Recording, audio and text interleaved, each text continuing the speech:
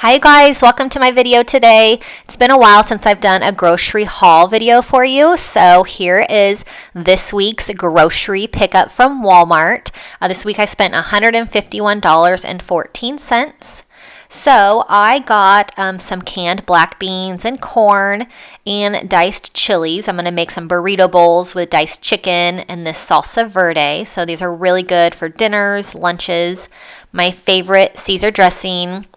I love cottage cheese for a snack, and the boys love peanut butter, so I needed to get a new big thing of peanut butter. As you can tell, I get a lot of great value brand products. They're just as good as name brands and much cheaper. So here's our fruit. I got these mozzarella pearls that I love.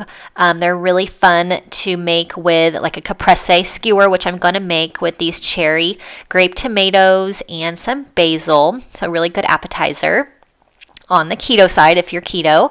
And we have a bunch of shredded cheese and tortillas. My kids are really into quesadillas right now. I got a bag of avocados, my lettuce for salads for the week. We got broccoli. The boys love broccoli right now. Have zucchini, carrots for lunches, some celery snacks, and then I have my pack of chicken. So this chicken was $9.61 for the week. Ground turkey, ham, a bunch of zucchini or a bunch of cucumbers, and then I have my jicama, which I love jicama. It is like a potato, but it's low carb. And I have these little mini muffins that the boys love, so a little treat for them.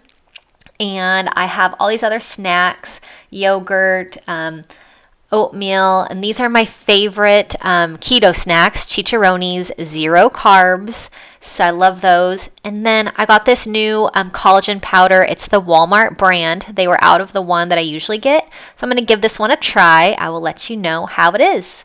So these are all the groceries for the week for the meals. Check back this week for my other videos on how we're going to use all this up. So I will see you next time. Have a good day.